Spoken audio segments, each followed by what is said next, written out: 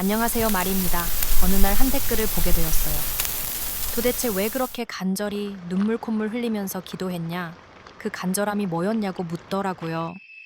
그 질문에 답하자면 사실 저는 특별한 걸 바란 적이 없어요. 부나 명예, 사랑, 성공 같은 대단한 목표도 아니었고 그저 내가 열심히 한 만큼 딱 그만큼만 인정받고 싶었어요.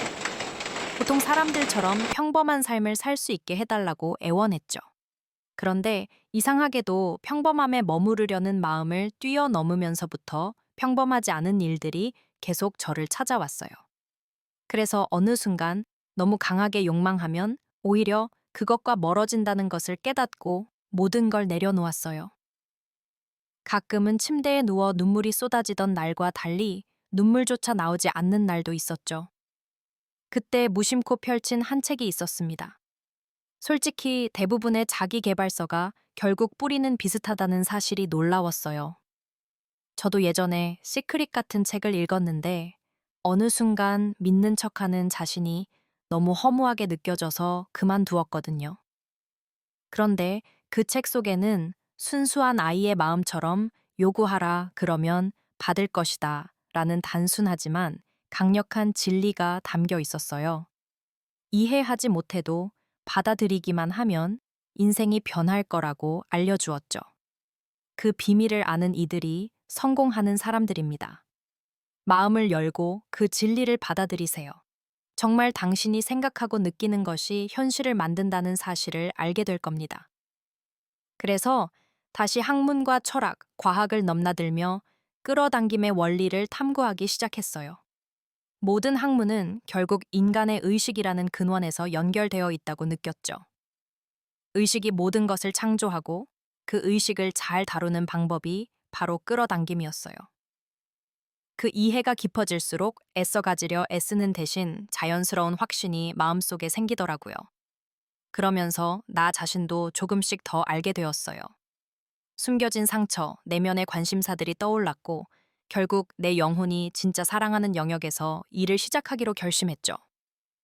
주변 사람들은 모두 반대했지만 그들의 말보다 그들이 가진 감정과 상태를 먼저 관찰했어요.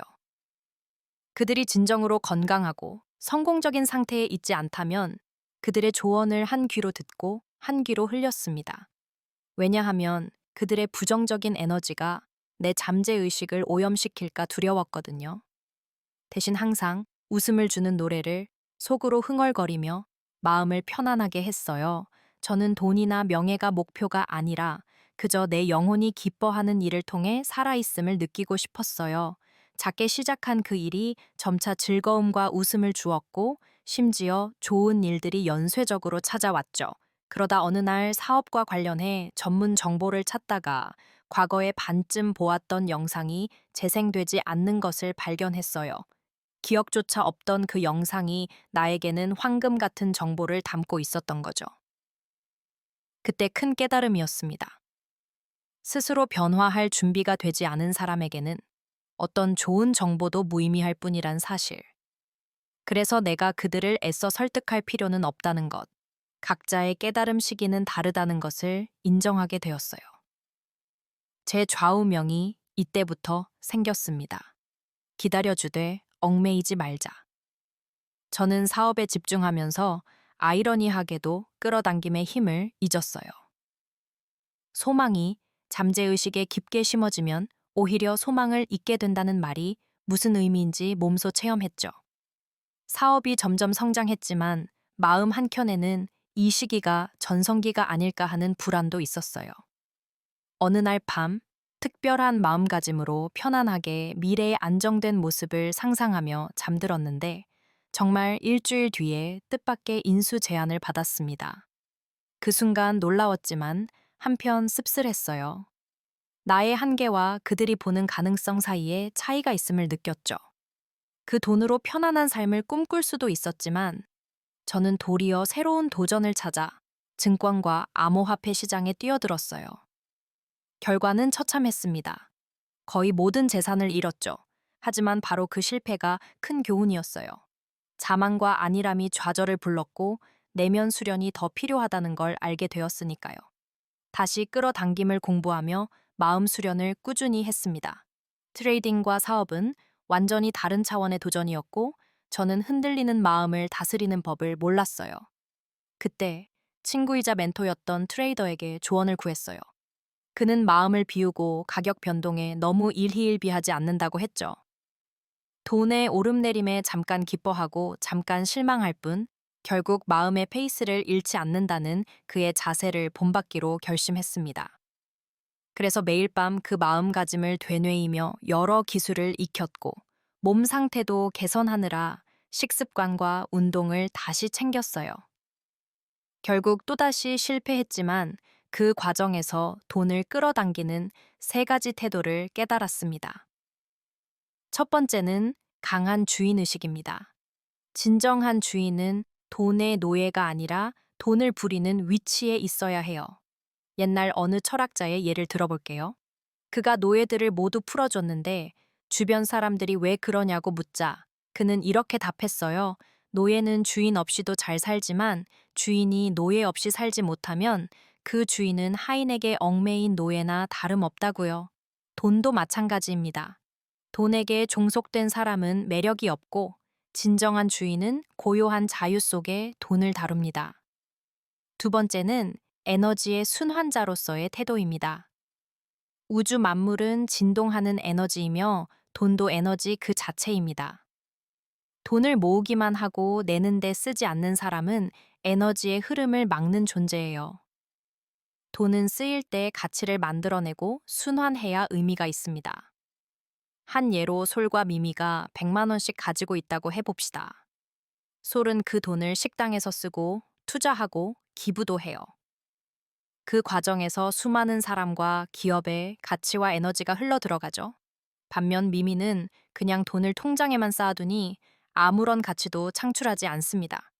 돈은 잘 쓰고 또 순환시키는 것이 중요해요. 이 원리를 이해하면 아무리 주식이나 코인 트레이딩이 가치 창출이 없는 것 같아도 우주는 단지 그 에너지 이동 자체를 봅니다. 거대한 부자들은 동시에 거대한 자선 사업가인 이유가 여기 있어요. 먼저 베풀면 더 큰 에너지가 돌아오기 때문입니다. 세 번째는 넉넉한 가진 자의 마음가짐입니다. 돈 앞에서 조급하거나 감정이 요동치는 사람은 아직 진짜 부자의 태도를 갖추지 못한 거예요. 마치 사람 사이의 관계와 같아요. 진정한 현자는 누군가가 떠나가도 붙잡지 않고 새로 올 이들을 기대하며 여유와 평정을 유지하죠. 돈도 마찬가지입니다. 내 손에 있든 없든 평온함을 잃지 않고 항상 넘쳐날 것임을 확신해야 해요. 강력한 확언을 하나 소개할게요. 그냥 어차피 넘쳐날 거다라는 문장입니다.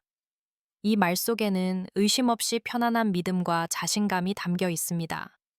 그 말이 여러분의 잠재의식에 깊이 새겨질 때 새로운 현실이 펼쳐질 것입니다. 혹시 지금 상황이 어렵더라도 부정적인 사람의 말은 향기로운 바람처럼 흘려보내세요. 그들의 마음과 상태가 부러운가 곰곰이 살펴보고 아니라면 그냥 무시하세요. 저는 과거에 이런 말들을 믿지 않고 게임이나 하러 갔는데 만약 그때 멈추지 않고 믿었다면 지금쯤 다른 삶을 살고 있을 거예요. 끌어당김은 손해가 아니라 오히려 행복과 즐거움을 불러와서 일상을 윤택하게 만듭니다. 아주 짧고 가볍게 습관처럼 지속하세요. 진정한 끌어당김은 진지하고 무거운 게 아니라 유쾌하고 가벼워야 합니다. 그리하여 저는 앞으로도 즐겁고 장난스러운 태도를 유지하려 합니다. 여러분도 정신적 엄중함에 매이지 말고 즐겁고 자유로운 마음으로 삶을 바꿔 나가시길 바랍니다. 마지막으로 꼭 전하고 싶은 말은 여러분 안에 엄청난 힘이 있습니다. 생각하고 감정을 느끼는 그 힘이 바로 여러분의 세상을 만듭니다.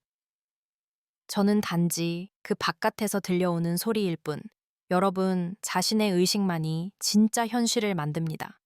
그러니 제 이야기에 오래 머무르지 말고 곧 떠나 진짜 내면의 목소리를 들으세요. 그때부터가 진짜 여정의 시작입니다. 저 역시 여러분이 스스로의 힘을 깨달을 때까지 살짝 곁에서 응원하겠습니다. 여러분 모두에게 진심이 닿기를 바랍니다. 이상 마인드 리셋의 마리였습니다. 항상 감사합니다. 지금까지 마리의 마인드 리셋이었습니다. 다음 시간까지 마음의 중심을 잃지 마세요.